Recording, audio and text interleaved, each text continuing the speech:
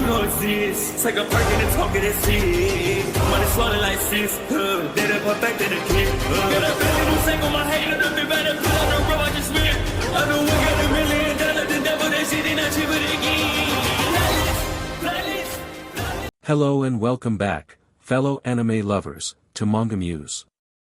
I am delighted to have you join us once again in the world of fanfiction and fantasy.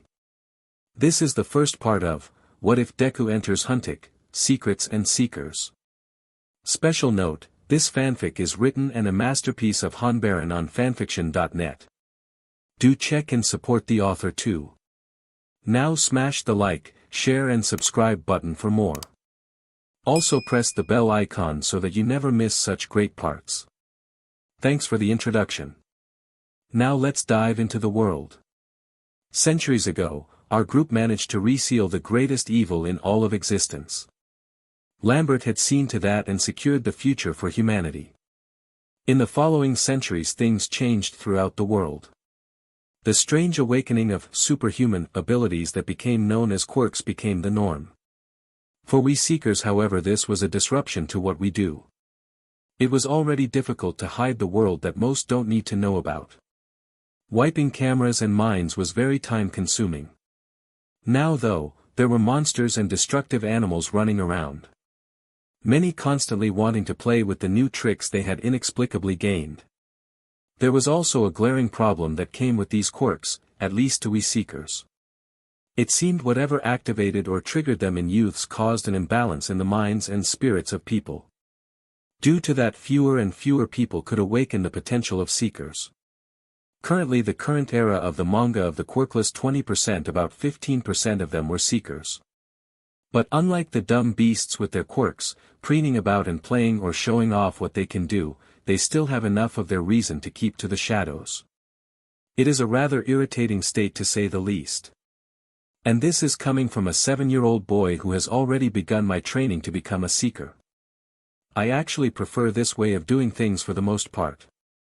Instead of being little more than a dog catcher for the so-called villains, I'm learning powers more ancient than most civilizations. I've already found and bonded with my first titan. Nothing crazy. Just a little Springer. He may not have much in terms of combat power, but he's probably smarter than most of those who have quirks. That, and he's fluffy and warm to hold. Anyway, my name is Asahi Lambert. Yeah, I was talking about my ancestor before. Currently in the seeker world, there are a few big names.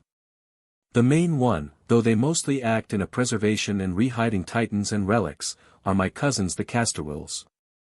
The most ancient of all seeker families. A smaller one, and opposed to many of the Huntik ideals, but no less respected, is the Zon family. While the organization isn't trying as hard to take over the world anymore, they still needed leadership. As did the island of Pseudos. The Zon family has had a hand in multiple different areas around the world. Mostly controlling parts of the underworld. The one in the middle is my family. We may not have the history of the Castorwills or the influence of the Zons. What we do have is a history of capable seekers and an eye for the good and the talent in people. I'm currently living in Mustafa City in Japan right now. As I'm walking, I see another glaring example of all the reasons quirks are wrong. A trio of kids, one led by an ash blonde-haired boy who had sparks coming from his hands, were ganging up on one kid. On the other hand, there is a scared kid with green hair standing to defend the other. Why do you have to do this, Kachin? Leave him alone. What do you think you can do, Deku? You're just a worthless quirkless weakling. That last part more so makes me perk up, so I decide to intervene. Better quirkless than a stupid rampaging dog like you. Why don't you run home, pup? Think you need to be paper trained. The other two there laugh a bit at this, but the ash blonde brat just gets mad. You think your opinion matters? You're probably quirkless too. I just smirk at that and say, yeah, but you're so weak it'd be really easy to beat you. And that got the reaction I was expecting. The brat starts bristling up and rushes at me shouting, I'll kill you. And this little piece of SHT thinks he deserves to be a hero. I block the wild left he throws at me and place my hand on his chest and quietly say, touch ram. The resulting blast sends him flying into a tree, cracking it and knocking him unconscious. His two flunkies look back and forth between the two of us. If you feel like you've got a chance, you're welcome to try, I say with a smirk. They don't though and run off since their alpha got beat, grabbing the annoying little chihuahua as they ran by. I walk over to the green-haired kid and tell him, you got the right kind of guts, you know that. What's your name? Mine's Asahi Lambert. Midoriya Izuku. Is Lambert your given name? I widen my eyes when I realize I introduced myself backwards to most here in Japan. So, with a cough I say, no, it's my family name. They were originally from the Gaelic regions of Europe. Izuku is wide-eyed at this and interested by this. But he first turns back to the kid the others were picking on and asks, are you okay? The boy nods and thanks both of us before running off. Izuku POV. Just when I thought I was going to be beat down by Kachin again, someone else called out and saved us both instead. He looked to be about the same age as me, had blonde hair with what looked like black tips and green eyes almost the same shade as mine. He wasn't scared when Kachin rushed him, and then he sent him flying with what looked like a palm strike. Though it almost looked like there was some kind of energy when he did it. After we checked on the other boy, I was more curious about how Lambert-kun did that. When I first called him that he said, just call me Asahi. My family name sounds a bit funny with a Japanese accent. It had been the first time since my quirklessness was revealed that someone talked with me in a friendly way. He suggested that we talk a while, since he also didn't have too many friends in the area. That's when I asked him, how did you do that blast thing you did to Kachin? You said you didn't have a quirk. He rolls his eyes and scoffs at that. He just replies by saying, what is so good about those stupid things in the first place? All they seem to do is make people more of animals than they were before. But without a quirk you can't be a hero. Everyone says that only people with quirks can be heroes. When I said that I started to tear up. My big dream has been to be a hero who can save the people with a smile. But no one thinks I can do it because I don't have a quirk. While I'm crying, he sighs and says, look, sorry. I don't have a good opinion of quirks as a whole because, well, I know about a lot of things. Including the fact that being a hero doesn't have to do with powers exactly. People were heroes long before quirks existed. I look up at him and dry my eyes a bit. He continues with, the problem is that people were so freaked out when quirks first appeared. And because of how prevalent they are, despite most being absolute garbage, everyone wants to think they are a good thing so they can try to gain some sense of normal. I'm not sure why he uses such big words, but I know he does have a bit of a point. I will say this, you have just as much potential to be a hero as anyone. Though you might need a little help with it. He pulls out what looks like a necklace from his pocket, the bottom part of it is green striped with 3 spikes on the top. He takes my hand and gives it to me. Though to what purpose I don't know. But I do see that he has one around his neck. Maybe it has to do with that thing he did to Kachin. Keep that on you. Next time you are in trouble, concentrate on it. It might just help you out some. He says with a smile. Meanwhile my mind is just spinning at what he described what to do. How can a necklace help with making a quirk appear? I'll see you soon. I get the feeling that will help you before you know it. While I am still confused, I put the necklace in my pocket and head home. At least I don't have any bruises, so Mom won't worry more. No POV. Asahi wasn't wrong about it not taking long before Izuku had to use the power of the amulet he was given. Not 2 days later, Bakugou decided to take out his frustration at getting beat by Asahi on Izuku. Izuku on the other hand was focused on dodging and getting away rather than fighting. When Bakugou thought he had him cornered, someone called out again. This time it was a girl with pink skin and horns who said, "Leave him alone, you jerks." Bakugou, who had enough of people getting in his way, decided to attack the girl. As he hit her across the face, Izuku's mind was spinning. Until he thought back on what Asahi had said. Next time you're in trouble, concentrate on it. Izuku did that and had only one thought on his mind: I have to save her. With that, a green glow grew around his body. And then his legs moved without thinking. In this case he leaped up and kicked Bakugou so hard he smashed his face into the ground. Of course, Bakugou, who wasn't expecting it, gets knocked out again. While his two flunkies are surprised, they gain their bearings and try to attack Izuku, who surprises them again by back-flipping behind them and knocking them down.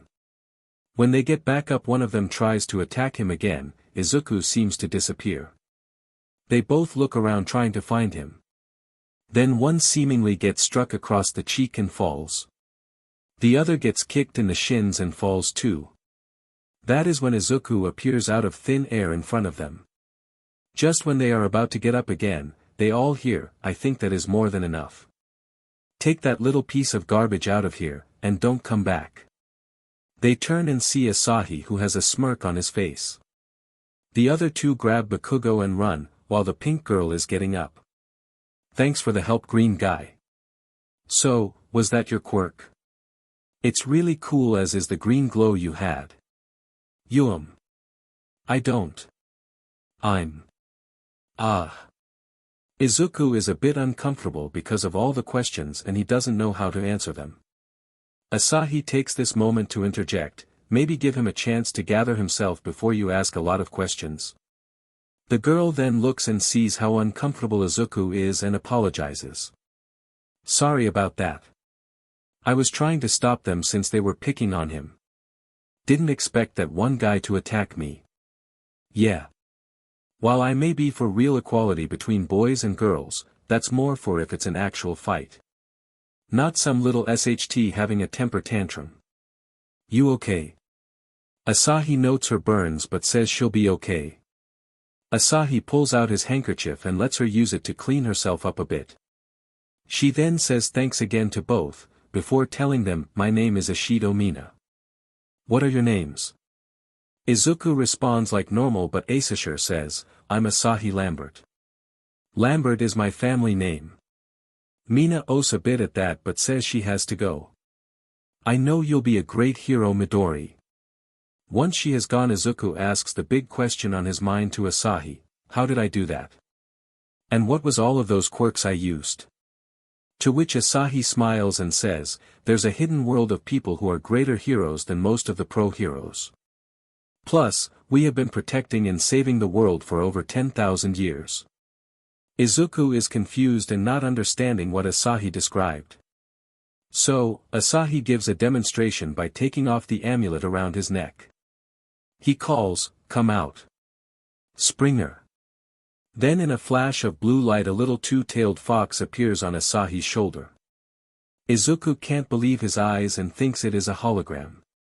Until Springer jumps over to Izuku's shoulder and rubs his face. "How?" Asahi smiles and says, "I'll show you later. You should go home and tell your mom you are going to a new friend's house. Can you give me your address? My dad and I'll come tomorrow to meet your mom. That way she won't worry." Izuku isn't sure what to think, but he knows what Asahi is offering him may be a chance to be a hero. But aside from that, he had a new friend in Asahi. So he shook his hand and nodded. A new seeker is born. After Izuku got home, he told his mom about some of what had happened. And that Asahi and his father would be stopping by tomorrow. Inko was a bit nervous at the idea of a strange individual coming to their home. But the look on Izuku's face at the fact he had made a new friend and one who believed in him. It made her happy but also remorseful. She thought back to the day he was diagnosed quirkless. He was crying while asking if he could be a hero like All Might. All she could do was apologize and say that she wished things were different. She knew both of them had been scared by that day, but this strange new boy seemed to help Izuku feel like there was a new chance.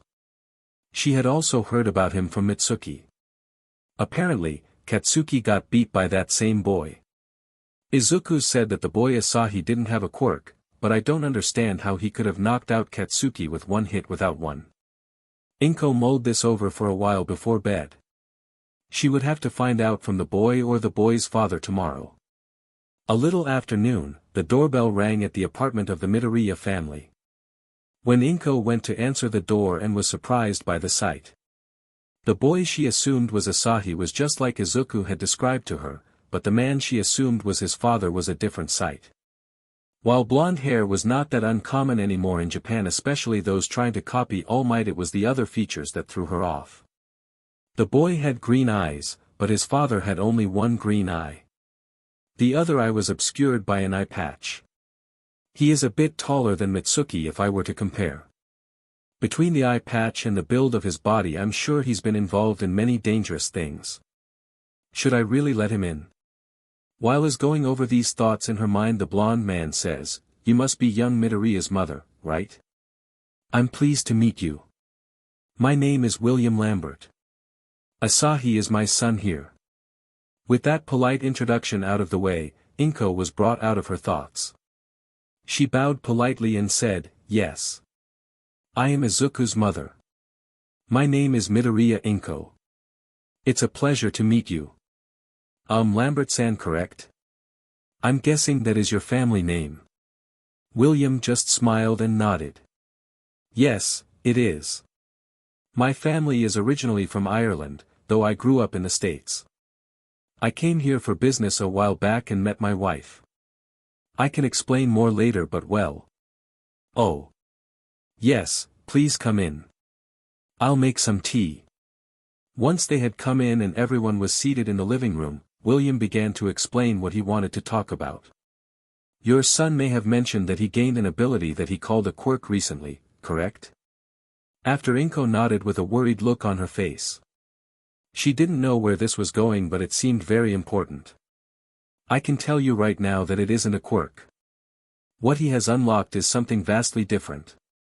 Something that only 20% of the world can actually use. What do you mean? With what Izuku described, both himself and your son being able to do can only be done with quirks, right? That is the only powers that exist. William sits back and takes a deep breath. That is in fact a convenient lie. There have been those with powers that have existed for thousands of years. My son and I are both of a very long line of these types of individuals. You're skeptical. You've only been told what most people want to believe or think makes them special. Or capable. It helps some of them feel more human in a way. It is a lot of why your son is disliked. He goes against the norm that all want to believe so they can all feel better about themselves. Inko is getting more and more terrified at what he is saying, especially how he phrases his opinion of quirks. She's wondering if this a group that is out to destroy quirks and they want to recruit her baby into it to be like a child soldier. I assure you, ma'am, that is not what is going on. Inko has a terrified look on her face. Did she just, yes, you said that all out loud. We're not some genocidal group or anything like that. In fact, my family and a few others fought against those types. No, we are part of a group who protects the world from things they aren't ready for. Or should ever mess with. I can demonstrate a few things with it right now. Nothing huge or hopefully terrifying. Just a few things that I can do, and I can teach your son. While a bit unsure of what he could do, she is curious on what it is that he could demonstrate. So, she nods. All right. I'll show you a few spells first. Both Izuku and Inko are wide-eyed at the man saying spells. Wait, like magic, they think, as William demonstrates. Bolt flare. Once he says that a small little sphere of light appears in his hand and floats around him. It moves with his hand movements, and he asks Izuku to bring him a glass with some ice. Once it is there, he shows how it melts the ice in the glass. Then he refreezes the water by calling our auger frost. Inko is of course surprised, as usually a person with a quirk can either freeze or heat something. Not do both. He then takes this moment to tell Izuku, now I want you to relax. Think about what I just did and said and try to replicate it. Izuku isn't sure at first, but the look in his new friend and his father's eyes gives him the confidence to try. Bolt flare. Izuku says, and a small light pops into his hand. He almost drops it out of surprise, but it just floats in front of him. While Inko is processing what she just saw her son do, William takes that moment to say, spells are only half of what we do. The other half comes from our amulets. You have one. Reach for its name while we show ours. Beauregard. Springer. The two blondes say as light glows from their amulets. From the blue light pops a little two-tailed gray fox creature, that lands of Asahi's shoulder. And from the green light comes a bulldog with glowing green eyes, stone-looking paws and some sort of cloak over his body. Of course, Inko doesn't know how to process what she just saw and almost faints. She calms down a little once the little fox comes up to her and she pets it. After that, Beauregard comes over and sits next to her and she pets it as well. That is when Izuku taps into the amulet and realizes what its name is. Come forth, he links. Then out of another green glow comes a strange-looking cat. With a red face, spikes coming out of its green armor and glowing yellow eyes. While she is a bit more frightened by this one, especially with those spikes, it comes up to Izuku warmly and rubs against him. Then she notices the spikes shrink down a bit. So Izuku picks up the cat and pets it. To which it starts purring. Normally I'd be more concerned about a Yama Titan being that friendly, but it seems like you have a bit of a knack for them. What Titan? And wait, is that what these are called, Titans? William gives her a bit of a look, so you're willing to believe that there are stranger things out there than you know? Inko looks a bit bashful but relents, admitting that she can't deny what she has seen so far. Thus, William starts his explanation. Long ago, there were creatures that threatened the whole of humanity. They were an evil that sought to destroy all life and civilization. However, a man with indomitable will and spirit managed to tap into a different world. He managed to summon creatures from that world to fight this evil. These creatures or beings were the Titans. To help link them here, he created amulets that serve as their anchor to this world. From them he also learned magic. Spells to do more than just the blasts you saw me and your son use. He fought the creatures with friends and family for over 500 years. And when they and their portal to this world were sealed away, he passed peacefully. His mission complete. Izuku and Inko have just stunned looks on their faces. Neither one can even begin to imagine being able to live that long. Even with quirks, few have been recorded living past maybe 150 years. But even that was pushing it, and the person's body still aged greatly. Once they have shaken loose their confusion at that matter, Inko asks, so where do you all fit in with this? Or more importantly, how does my son fit into this? In the centuries that followed, seekers no longer had a common enemy. So, a variety of groups arose that sought the various powers from the ancient war. Many of those seekers also had the sense at times to seal up or away powerful spells or titans so no one could be hurt by them. Others sought to use those powers to take over or control people. But the organization I am a part of, the Huntik Foundation, have pushed back against those who try to do just that. Almost 300 years ago, my ancestor faced not only those who sought to bring that ancient enemy back and won. He also managed to stop them from appearing as the seal on them had weakened. After hearing another incredible story, Inko was even more confused. If your ancestor was successful, why do your capabilities matter now? There isn't an enemy to fight anymore, is there? William sighed and said, if only it was ever that simple. While one enemy had been defeated, they've been gaining strength in recent years. And unfortunately, it is the fault of quirks and the evil they create and are born from. You see, only people who are quirkless can awaken the powers of a seeker. This of course floored both of them harder than they thought. Especially at calling quirks evil. Your son has seen some of it. How they all treat those without an obvious or often frankly pointless power. They make people who don't have quirks grow to hate them. And one of our worst enemies' powers thrive on that. There is also a problem in that people with quirks have extremely limited and often weak minds and wills. One of the basic spell we use is called Simple Mind. Aside from erasing memories, it can allow a seeker to somewhat control a person's functions. And our enemies have created or modified those same functions to where they can turn people into, about the only thing I can think quirks are good for, making living weapons. Ones that they don't have to use their own power for. He lets it sink in for a second before continuing with stating that no one really looks twice at a quirkless person going missing. And because most heroes are also extremely weak-minded and willed, too many of them may not even know they are being used or manipulated. With this dark revelation, Inko put together that, if it hadn't been these people there was a chance these same dark monsters might have tried to recruit her son. They would have convinced him to turn those with quirks into weapons. Izuku on the other hand is reeling at the reveal that a great evil is growing so easily. He wonders if even All Might could face them. But isn't Japan safe?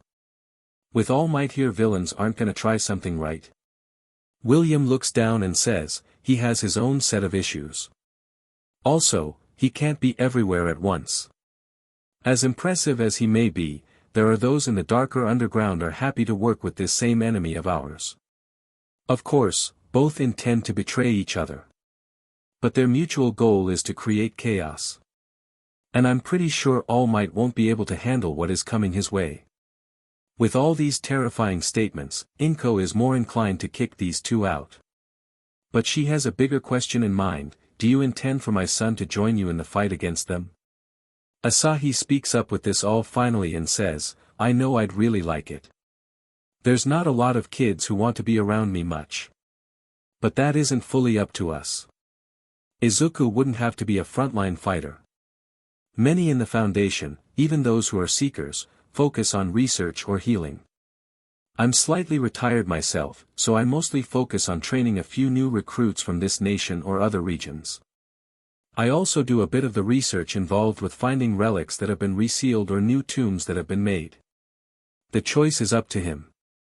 But we can give him training, and a new path if he wants it. Also, I'm guessing your husband is stuck on long trips thanks to working for a black company. Inko winces at that as well. William smiles warmly and says, my family are connected to a few different companies and businesses. I might be able to get him transferred to a better company. If you are interested as well, Midoriya-san, I could set you up with a simple job with a company close by. You wouldn't have to work crazy hours, but it might help your family a bit. Inko isn't sure how to process all of what he said, but she knows it would help Izuku. And may give him a new dream, since being a hero in their world is almost impossible. What do you think, honey? She asks her son. Izuku thinks over everything he just heard but realizes this may be his chance to achieve his dream. Even without a quirk. I want to know more. Like Lamberts-san said, I have abilities that few do. I need to learn about this power. Plus, I can help people while using this power. Right? The other three in the room smile as he said that. You sure can, son. If you both are okay with this, come to this address in a couple of days. I'll have a few things ready to train you. William writes down an address on a slip of paper and hands it to Inko. She takes it with a bit of hesitation but knows it may just be what their whole family can use. Thank you for this chance, Lambert-san. Is this address bus accessible? Yes, it is. My cell number is there too in case you get lost. Well, good evening then, Midoriya-san.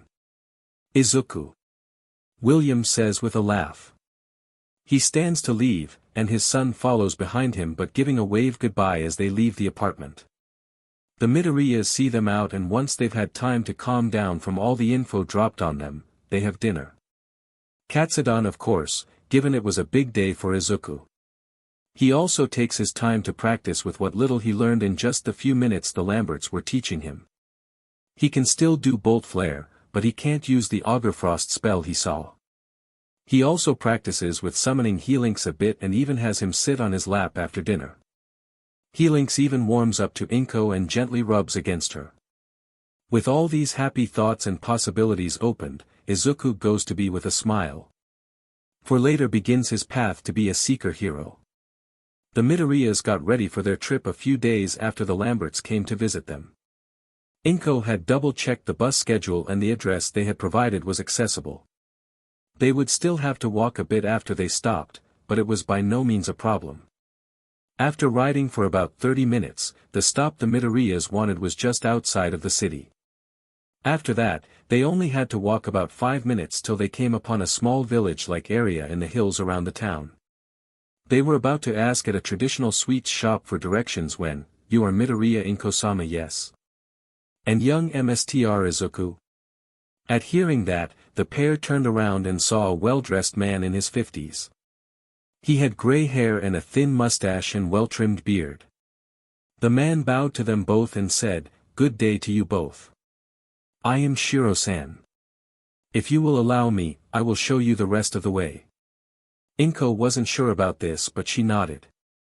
The only reason she went along was because there would be few who would know her name, especially in this small town. She was more trusting after the shopkeeper greeted him warmly and she saw this Shiro-san pay for a few sweets. Some of which he gave to Izuku. "We can share a few more up at the estate MDM." They only had to walk a little further and she saw an impressive, but not imposing house. If I need a comparison, about like Fumino's house from Bokudachi wa Benkyu.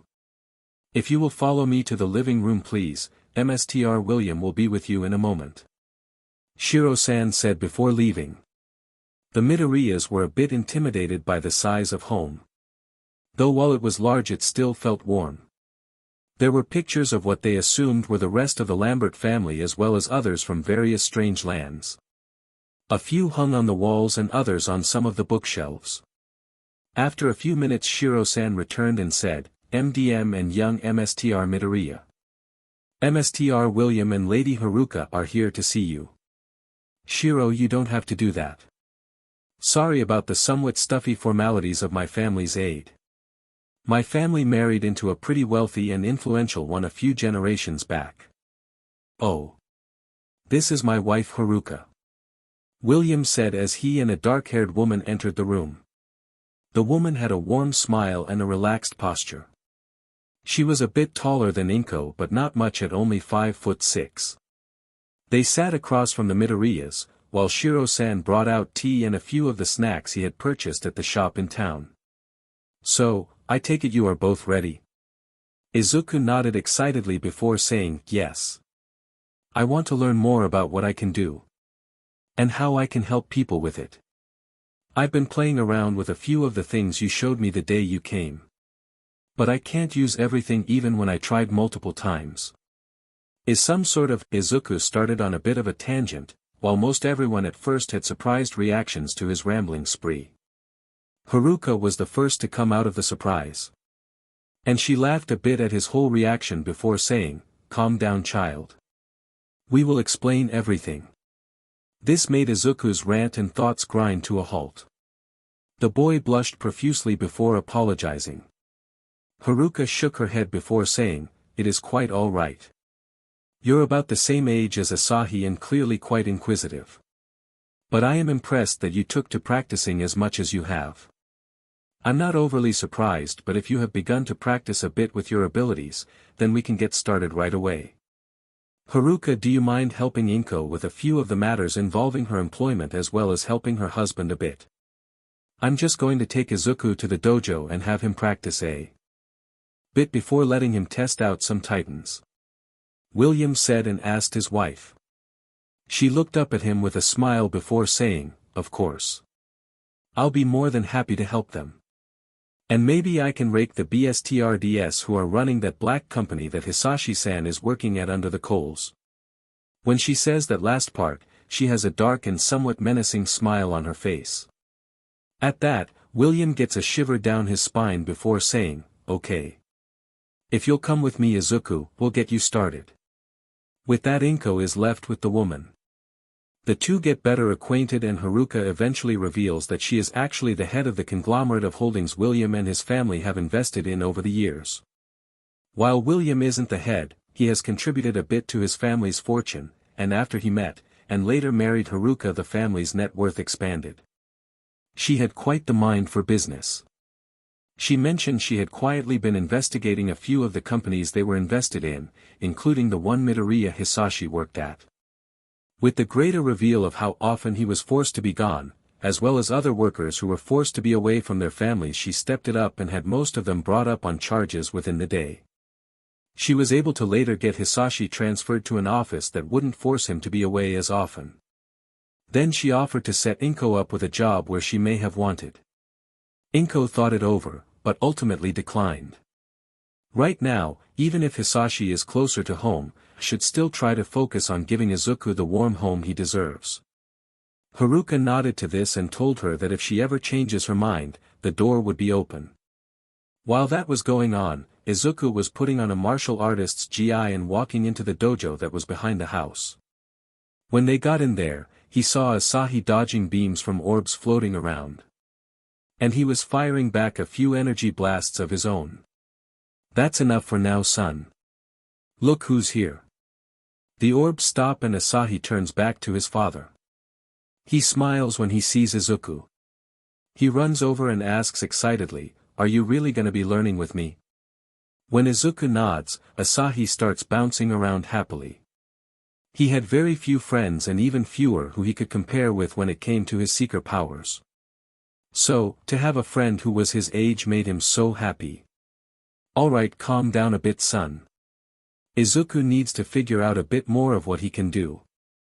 For now, Izuku, I want you to show me how well you can use the spells we showed and summon your healings. Izuku does that and shows how well he has gotten at just maneuvering the bolt flare orb with his thoughts. The two more experienced seekers nod in approval, before the elder says, "Well done. You've got a good handle on what little you've seen. We'll work on a few others with time. But just know that bolt flare is one of the most versatile spells we seekers use." Izuku seems a bit confused when he says that. Sure, the spell makes light, but it isn't like it is powerful or a beam. You were just thinking the little light that you can make isn't that impressive, right? While it is a basic spell, it has a multitude of uses. As you've noticed, you can use it like a light and maneuver it around. But it is also an attack. It has fire capabilities too. So the little light can light a torch or similar if you want to save power. Or it can burn or hurt a target is sent with enough force. Izuku was floored by not only the fact that the older man knew exactly what he was thinking, but the flexibility of such a simple spell. In many ways it isn't too different from quirks. A large number of them are frankly useless and completely unnecessary. But some of the better heroes have learned to make their powers work well for themselves. And that application applies here as well. Izuku thought about it more and realized he was right. A few of the top heroes, All Might excluded, may not have the most impressive quirks, but they make up for it with the flexibility of the techniques they employ. We won't work on spells right away. Most seekers learn spells from ancient texts and scrolls. Bolt Flare is just an easy one anyone can learn. For now, there's a little sequence of a test for seekers underneath the building. Down there, you'll face a set of challenges to give you an idea on how we do things. William reaches to his side and pushes a hidden panel. On the opposite side of the room, the wall slides to the side and a set of stairs going down are seen. Izuku is a bit frightened and asks if they could come with him. Normally I would say no. But you've only just begun, so Asahi will go with you. He's already done this as well. And reaped the rewards of the test. Good luck, Izuku. With that said, the two boys go down the stairs. When it gets a bit darker, Izuku lights the way with bolt flare. Before long they come to a room with a set of pedestals in the center. Each pedestal has an amulet on it, but there is a force field around them. Just then a projection appears and speaks to them. You have already been here, Mstr Asahi, but this other boy is new. I'm guessing the test is for him. What is your name? The spectral entity states while looking at the two. Izuku is a bit flustered but answers, Midoriya Izuku. Well, young Midoriya, I should explain more matters with this. There are two other rooms with amulets in them, but to leave each you have to pass the tests involved, as he says that the door behind them closes. For now, your first test. I ask this question, you are in a room with the doors locked and high windows. How would you go about getting out?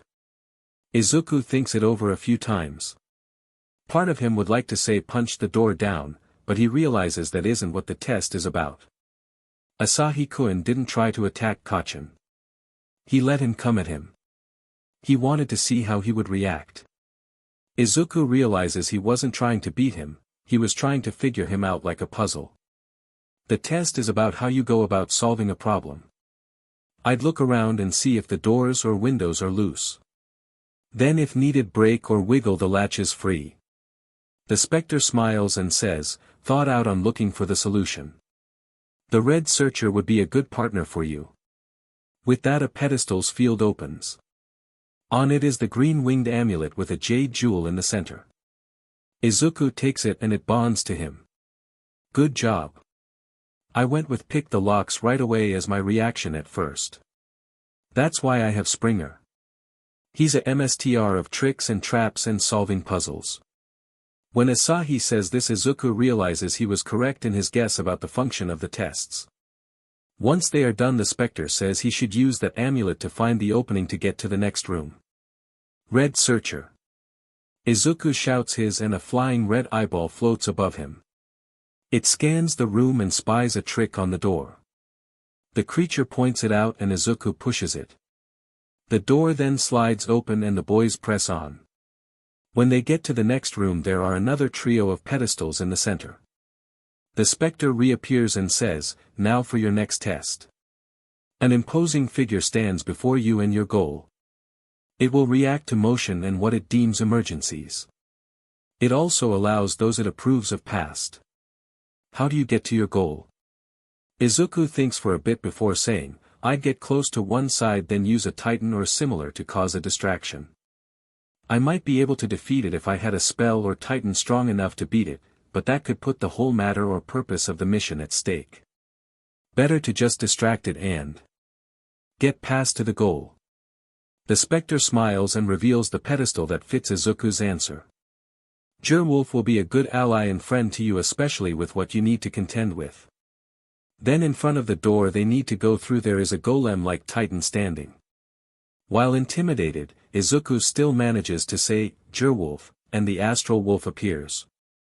It keeps the golem busy by blinding and distracting it. With that the boys run past. Once through the other side, Izuku asks Asahi what he chose. He tells Izuku that he went with causing a distraction to lure it away. Not one in the same room and far enough away to keep it busy.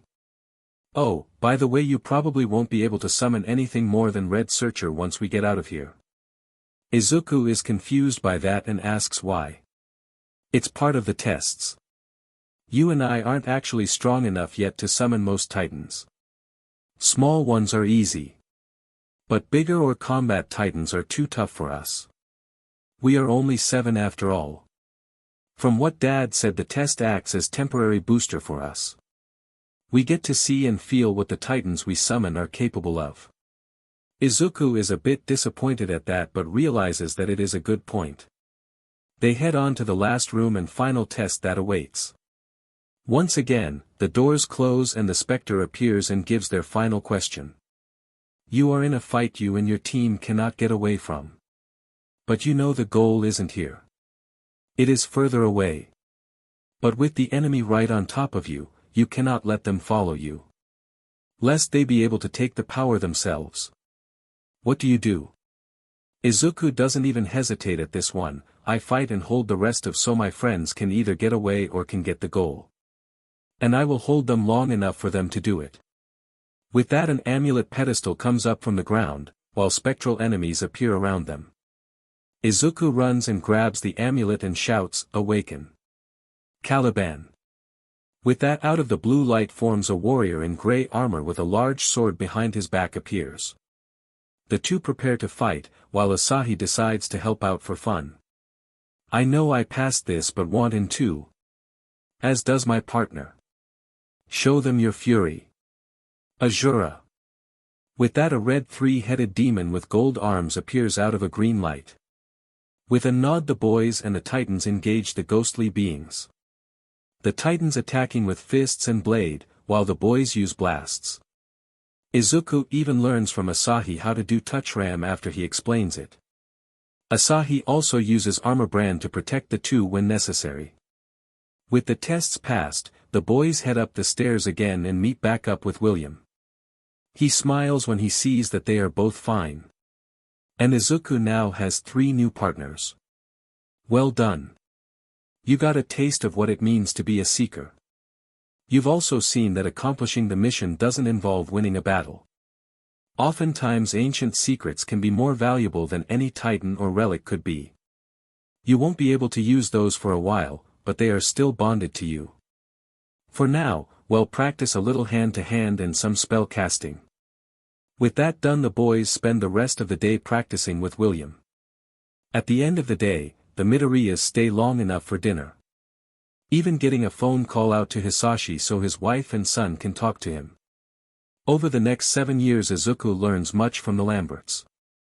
Aside from a handful of spells, he has also gone on a mission or 2 and recovered titans.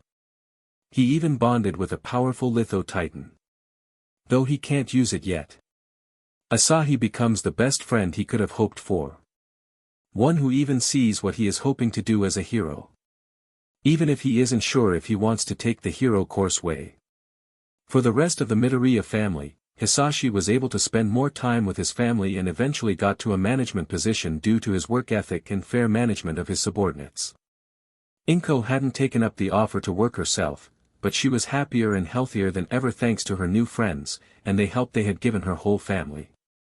When it came time for Izuku to look a high school, there was only one place he had in mind. He was going to UA.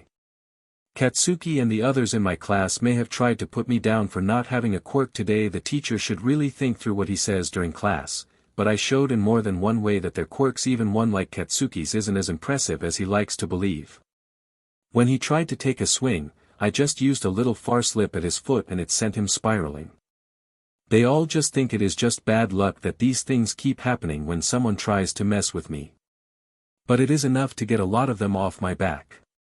Katsuki didn't even try to mess with me after class. He shouted his usual nonsense and walked out. Asahi doesn't attend our school, so I'm mostly still alone. Though there are 2 others who have been at least actual acquaintance. Namely the boy that Katsuki and the others were trying to attack the day I met Asahi. His name is Otoru, and he does find what I have learned about parts of the world interesting. Since his quirk isn't too impressive, just an ability to generate light, he doesn't plan to be a hero. In fact, he is looking to other things away from heroes. I know that I have already been a hero, given a few of the missions I have been on and some of the people I have helped. But I don't want to hide what I can do. Asahi has thought about that same thing. He agrees that we could be great heroes and that our powers wouldn't be that uncommon in this world of quirks. Besides, if what Mr. Williams said is true, then the BLD spirals may be both making a move soon and have allies in the villains. Well, now a medium-sized invisibility cloak. I hear that as I am going through a tunnel on my way home. A mass of sludge and grime comes out of the drainpipe. Old me might have been scared and run or freeze up. The current me is still thinking about running, but I also know that I can take him. Armor brand. I shout as the shield forms around me. With that stopped, I pull out a titan and call out, "Take control, Dendras." At that, a being wearing a golden mask and manipulating 2 dragon puppets appears next to me. Dendras only used the ice dragon. We'll stop him in his tracks. Augur Frost. As I give my instructions, I also fire off a few freezing shots to stop the mass of slime. It doesn't take long before the villain can't move. There is no need to worry. Because, I am here. Halt villain, and he is already halted. I can't believe it. All Might right here. In person. I guess he was chasing this guy when he tried to jump me. I have to admit, young man, you handled yourself well.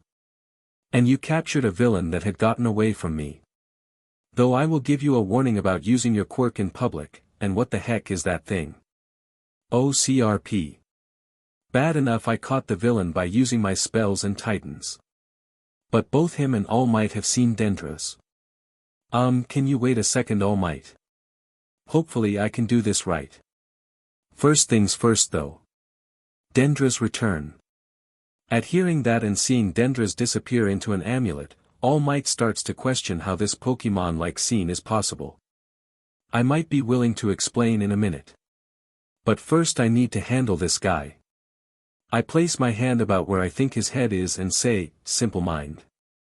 At that the villain's eyes go slack, and he seems confused. All Might is more concerned and confused by what is going on but regains himself enough to call in the police to take away the creature. After they have, he asks me to wait and to maybe explain what is going on before trying to erase his memory. I agree but tell him we have to go somewhere where others won't notice us. He then grabs me and leaps into the air. I have felt this type of floating feeling before, but I is usually my own leaps with hyperstride.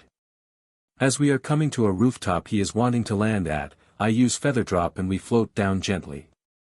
That is quite the interesting ability you have. It reminds me of a fellow I met a few years ago. He ended up saving me and helping me fight back against an enemy that was truly dangerous. I'm a bit surprised at that but I push it aside for now and get out my holotome. I make a call to Mr. William and introduce him to All Might. Ah yes. Zaid told me about you. The two of you fought quite the dangerous entity a while back. I'm of course floored by this. Zaid Vale was one of the best seekers of my generation. I didn't realize that he fought and saved All Might. The stunned face of All Might is more surprising. After a few seconds Mr. William brings us both back by saying that All Might more than likely saw me using my seeker skills and I wanted himself and All Might to talk before erasing his memory. A few of us in the Huntik Foundation had been thinking that we can't keep avoiding the so-called hero community for much longer. If we've at least got him in our corner more, it might help us in the long run. All Might seems indignant at the so-called comment. That is until he begins to explain to All Might what the Foundation is and what it is we are and what we can do and have done for millennia. At hearing all of this, All Might has to sit down. And those of us who have powers think we are heroes. We really are jokes. Me especially. There have been heroes longer than any quirk, both powered and non-powered. I guess I've forgotten that after being at the top for so long. He takes a moment and gathers himself. He then says to Mr. William, if you need help with trying to get the authorities off your backs, I'm more than happy to help. I owe you more than I can imagine. One of your best saved me from a grievous injury or possible death. And you all have been protecting the world longer than I have been alive. I could even get in contact with both the Hero Commissioner and a few others to see if we can't help you in protecting certain areas. That doesn't sound too bad, but mostly the meeting the Commissioner part. As for the protecting areas, it's better if they don't get near them. Most everyone with a quirk is so weak-willed and minded that they could be easily influenced by aspects of what we need protected. All Might isn't sure what to say at the weak-minded part, but he agrees. After all that is said and done, Mr. William tells me to come to the dojo later. There is apparently a new seeker he wants to introduce me to. But once I have hung up, I decide to ask All Might a question that had been a thought of mine from before I found out about my seeker abilities. Can a person be a hero without a quirk or powers? All Might sighs before he admits something. I may have thought no at one point in my life. But really, I have remembered that a hero isn't or rather shouldn't be defined by their power. Many heroes exist in places where power is pointless. A quirk may be helpful in a hospital or surgery, but many times it could get in the way. The police and first responders to a crisis are also heroes in their own right. They just get disrespected because everyone likes to think quirks are the greatest thing ever. But I know that a person can be a hero without a quirk. You just need to be willing to look in those places and see it for yourself. His own humbling admission and the fact he gave respect to others more than himself inspired me more. I will take the UA entrance exam and show more of the possibilities that are out there. Hopefully Asahi will join me, and we can be heroes together. With that done and All Might giving me lift to the Lamberts home, I'm ready to talk about it with Asahi and Mr. William. Uncle Might? I hear someone say. Both All Might and myself turned to see a girl a bit older and taller than me with blonde hair and blue eyes. Melissa? What are you doing here? I guess All Might knows her. Probably from his time in the States. I was analyzing a strange necklace that some fortune teller had given me when I activated it. A woman came later and told me that I had unlocked powers I didn't think were possible. She went on to explain that she had gotten her first amulet from some sort of traveling fortune teller that was allowed on Island for little more than the novelty. She played along and they said she had a greater destiny than she knew and gave her the amulet. She later discovered her powers by chance when there was an accident in the lab she was working in. I heard it call out to me and I said Janice and well. I'll just show you. Open the doorway between dimensions. Janice the gatekeeper. At that a female titan with tribal armor appeared, floating in the air with blue orbs around her. All Might was again floored by what he was seeing. I was just impressed at how well she handled her first titan. Janiceas were not easy titans to use. After I summoned her, she teleported everyone out when I just thought it. I don't know exactly what is going on, but that woman who told me to come here said they would explain much and could help me learn what I can do. All Might is still a bit confused, so I snap him out of it with a bolt flare to his butt. Ow. What was that for? You needed to snap out of it. So I improvised.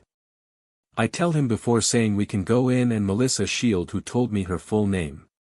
Didn't expect to ever see a legend like her or her father, is given the rundown that All Might had been told and that I had heard multiple times. Once the expository is done again, Mr. William asks me and Asahi to show her to the dojo and take her through the tests. We both nod and ask her to follow us. She seems unsure about the tests part of what he said, but we both assure her she will be fine. All Might and I should discuss a few more matters before we can set up some meeting with the heroes and the like. Don't worry, Melissa. You will be fine. With that we take her out to the dojo so she can learn more about being a seeker. No POV. After all three teens change into workout or training GIs, they head to the dojo. Asahi and Izuku demonstrate a few basic spells for Melissa, and she attempts as well. She doesn't have much trouble using Honor Guard and Bolt Flare. She even picks up Augur Frost. But she can't get the hang of healing or recovery spells like Ever Fight. That is when the boys figure she is more than ready to try the tests under the dojo. Once the three have gone down the steps, the specter appears again. You two are here once again. Ah, but there is a new seeker here. Well, young lady, I hope you are ready for the tests that await you. As he says this, the door closes behind the boys. Melissa is a bit concerned, but when she sees how calm the other two are, she realizes there is nothing wrong. With that out of the way, the specter gives her the rundown of the tests and gives her the first question. You are in a room with the doors locked and high windows. How would you go about getting out? Melissa thinks about it a bit before saying, this place must have weak points or maybe a gap that these two have gone through before. If I can find that, I could open a new path. With that, the specter nods and says, Silver Hunter would be a good partner for you to find this opening or path.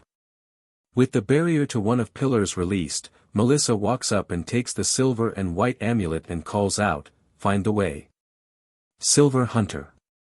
Out of the blue light a large silver-haired wolf appears. It sniffs around a bit and finds where the other two had solved the puzzle before. With that, she also pushes the point that opens the door. The next room, the large figure is once again in front of the trio. So the specter poses its question, an imposing figure stands before you and your goal. It will react to motion and what it deems emergencies. It also allows those it approves of past. How do you get to your goal? When she notices that he said, it allows those it approves of past, she notes that is her way in. I'd try to pass off that I was its fellow guard or perhaps someone who has come through before. Better to not fight and make sure that the guard isn't removed so someone may know something is up. With a nod, the pillar reveals an amulet with a mask-like appearance in blue and silver. Shifter is a crafty titan. He can help you pass by unseen by your foes. With that she calls forth Shifter and takes on the form of William. She walks up to the large being and it steps aside. The door opens and they all pass on to the final trail. They enter the large room with spectral enemies again. The boys note that there are more than both of the times they came through. I know both of you want the chance to fight with your favorite combat partners as well. So I created a few extra opponents. At this Melissa gives them both a bit of a stink eye before saying, "Thanks a lot, now it'll just be harder." To this the Spectre chuckles before saying, "Don't worry about them. They can handle themselves. For now, you have your final question to answer. And it is this: you are in a fight you and your team cannot get away from. But you know the goal isn't here. It is further away. But with the enemy right on top of you, you cannot let them follow you. Lest they be able to take the power themselves. What do you do?" Melissa thinks it over before saying, "I would put my faith in my teammates. I may not be much of a fighter right now, but if the goal is further ahead then there is no point to extra fighting and exhausting all of us. I would leave something strong enough or that would help them fight back against the enemy and try to end the fight from behind the scenes." And with a nod, the last pillar shows a silver and blue amulet with 6 protrusions from the back. After Melissa bonds with it she calls out, "Fight for your lady. Kill Thane." After the imposing Black Knight with a kite shield and sword appears the other 2 seekers chuckle. And Asahi says, "No way, I'm letting you have all the fun. Let's go." Azura, and his favorite combat titan appears. "I'm with you there my friend. Come out and play, Caliban." Izuku calls out and the impressive Meso-Titan warrior appears. The Titans engage a few of the ghostly enemies as do the boys. Then both may want to help Melissa, but they know she has to do as much of this herself. She handles the battle pretty well. Her kill Thane covers her from some attacks from the back and she manages to blast away a fair number of the ghosts herself. With the battle and thus the trails done, all 3 return their Titans and head back up. Once back in the dojo proper, Asahi explains that she may not be able to use all of her Titans that she could down below. Certain Titans are easy to invoke. Others require more experience and effort. I think the only one you may have trouble with might be Silver Hunter. It may have been the opening Titan, but it is still a powerful tracking Titan as well. Kill Thane though won't be a problem. But for now, I say we practice what you have learned and begun to understand. With that the 2 more experienced seekers get ready and prepare to spar with Melissa. She is a bit nervous at first but adjusts into a stance of her own. The 3 practice for a few hours before they call it a day. William offers to let Melissa stay at their home so she can practice, but Allmight instead offers to let his niece stay with him and he can bring her up for a few lessons each day. With all that done and Melissa talking with her father about some of what has happened, they all prepare for whatever may come in the next year. With the start of a new year for students came the entrance exams for high schools. And none more prominent than the UA entrance exam. And this was the biggest day for Midoriya Izuku. He had prepared for months with his best friend and partner in seeker work, Asahi Lambert. Who was in fact standing next to him as Izuku was admiring the UA building itself. Move your butt you worthless Deku. And of course, the biggest fool in existence, Bakugou Katsuki was trying to push him around. Lots of room here man. Just go around. Asahi said. Katsuki was about to launch at him, until he saw it was the same kid who had blasted him away like he was nothing. Asahi narrowed his eyes at Katsuki just daring him to try something. Katsuki just walked away with a huff, muttering about it being a waste of his time or other nonsense. Thanks Asahi, but you didn't have to do that. I can deal with Katsuki. Izuku said with an unsettled look on his face. To that Asahi nodded and just said, I know man, but I still wanted to help. With that said both gave each other a smile and walked up to the building for their exam. Izuku had to sit next to Katsuki given they were both from the same middle school, but he wouldn't make a big deal about it for now. The written exam was little issue for any of the 3 of them. But the real test would come from the practical exam. As Present Mike explains, there are 3 types of robots that are worth a set of points. They range from 1 to 3 and whoever destroys them will be awarded points by our judges based on their actions. A question if I may. There were clearly 4 robots listed on the handouts for exam. Such an error would be the height of embarrassment for a top-tier academy of UA's caliber. A taller blue-haired boy with glasses says before starting into some long spiel. So, Asahi decides to shut him up and knock him down a peg. Hey dumbass. You don't need him to hold your hand and explain every little detail right away. Or do you think the practical is just some fill-in-the-blank set of answers just like the written exam? If you can't think that far out of the box, then you should leave. While the tall boy is about to retort, Present Mike comes in to defuse the situation. All right, that is enough, both of you. Though one of you did make a point that this isn't that simple. The final robot is an obstacle of sorts. It is worth 0 points, so there is little value in bringing it down. With that said, the tall boy sits down with an angry look to the one who called him an idiot. Izuku on the other hand just thinks, Asahi didn't need to go that far. But I'm guessing he may have thought of something that the other guy didn't. With all of that done, each examinee is given a card with the number of the battleground they are assigned to. Izuku is at Site 2 while Katsuki is at Site 1. While Katsuki is bragging up that is how it should be, Izuku realizes that the real point is just to avoid classmates working together. Well, he won't be making it into the hero course. Asahi says as he walks up to Izuku. To which Izuku responds with a puzzled look, why not? Asahi just holds up his card and it has Site 1 on it as well. Izuku is wide-eyed at the fact that Asahi may try to sabotage Katsuki. Don't worry. I'm not gonna try to make him lose. He can do that just fine on his own. Asahi reassures Izuku before heading to his bus. Izuku POV. I can't worry too much about what Asahi may or may not do. Just like on our missions, we each have our own role to play and job to do. And mine is to pass my test as Site 2. Izuku thinks before nodding to himself. I get on my bus and put together a plan while on the way. We aren't trying to hide what we can do today. So I'm gonna bring out every titan I can and use all of my spells. I'll keep the biggest guns in reserve. I think I've already put together the puzzle of this whole exam anyway. Once we are at the battlefield, I see some of the other examinees getting ready. When I'm taking out my amulets, the glasses guy tries to make a big deal about them. What is the point to silly trinkets like those? This is a serious exam. You need to use your quirk to its fullest here. Now I understand why Asahi was so quick to get in this guy's face.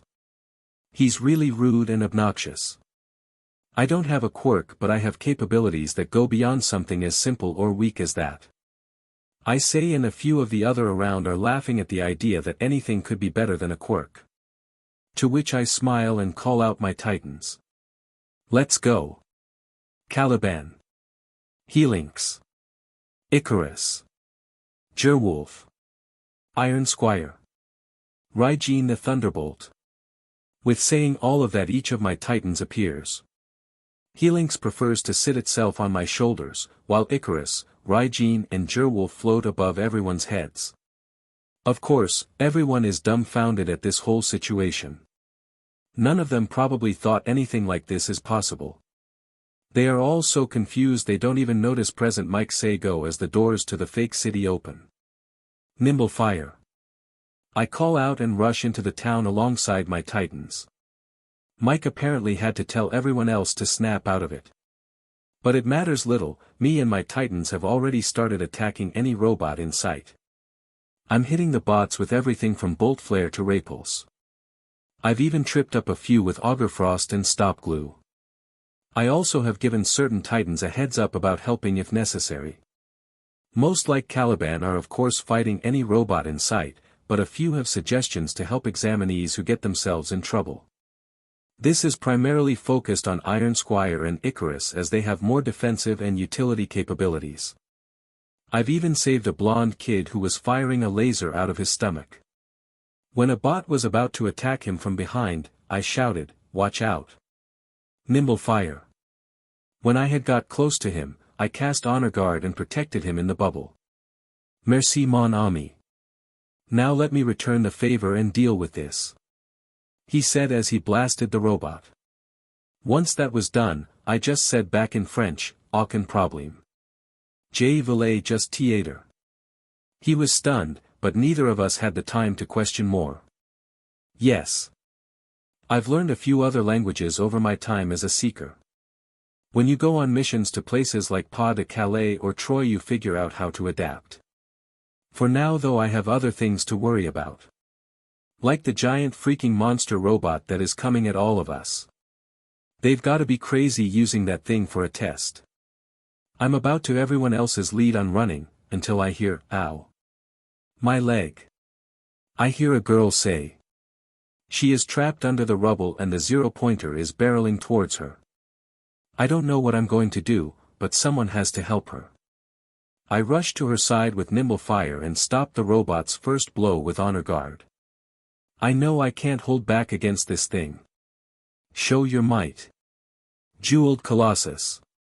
At that am I large, the site may say it is only 3 foot tall, but that just doesn't seem right for the title of Colossus. Jeweled Litho Titan emerges and stops the 0-pointer. It even slices off one of the robot's arms. While that is happening, I get the rubble off of the girl's leg and pick her up.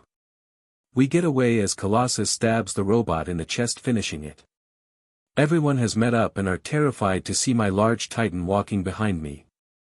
Don't worry, he's a friend. But it is difficult to maintain him for much longer, so. Colossus return. At that the titan bows and returns to his amulet. A few of the others are asking where I got the tech that makes my titans, but I ignore them. Hold still, I can help you. Ever heal. I say to the girl and start healing her injured leg. This apparently shocks a few people, as well as recovery girl who has just walked up to help the other examinees. That is an impressive quirk you have, Sonny. Perhaps I could ask for your help if you don't make it into the hero course, she says. But then a few others pipe up with their own questions. The French boy asks, but what was that shield that you used to help me then? And the glasses boy asks, and how is it you can run as fast as I can with that strange aura around you? And a few others question the various blasts and beams I used to fight the robots with. At this, recovery girl is more confused than ever. Do you have more than one quirk, Sonny? I don't have something as stupid as a quirk. Nor as dehumanizing. My powers are much more ancient. Even I can't believe a little of what I am saying. I used to wish I had a quirk with all my might. But after so long learning about the hidden world that has been keeping people safe for millennia, I realize that their interpretation of a hero is much more foolish than I knew. With my healing done, and everyone around me dumbfounded, I walk out of the battlefield with a smile. They may not like it or even understand how I did what I did, but I showed what a hero can truly be. Asahi POV. At least I don't have to deal with that obnoxious guy with glasses right now. Dude needs to take the stick out of his ass. Though I now have to deal with a rabid little chihuahua instead. Yeah, I'm in the same group as that piece of work bakugou. But whatever. He won't be able to keep up and he won't worry about anyone else. For now, I have to unleash my titans and get ready for the test. Here we go. Azura. Springer. Ignatius. Grand Facade. Land Shark. Soul Wing.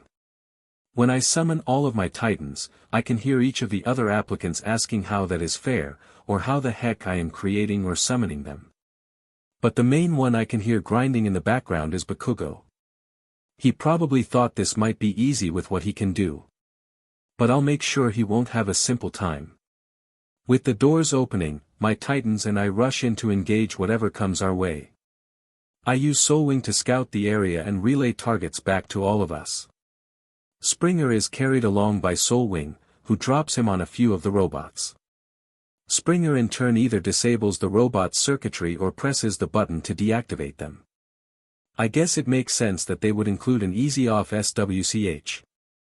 Not everyone may have abilities that give them an offensive leg up in this situation. I think to myself. Meanwhile, Azura is enjoying the capability to rampage through all the robots. It doesn't take long before I feel a rumbling throughout the battlefield. I check in with Soulwing and there is a huge robot rampaging toward us. Guess that is the 0-pointer. Definitely overkill, but I think I can guess what they are doing. My theory and suspicions may be confirmed later. For now, there are some who need help. In front of the robot is a girl with silver hair and a guy with unusual elbows running from the robot.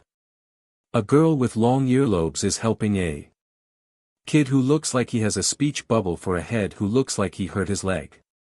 Okay, I've got to wonder how some people think some of these changes are good things. Hyperstride. I leap up to the top of a building and get a better view. The one with the speech bubble seems to be trying to make walls to stop the robot, but it isn't working.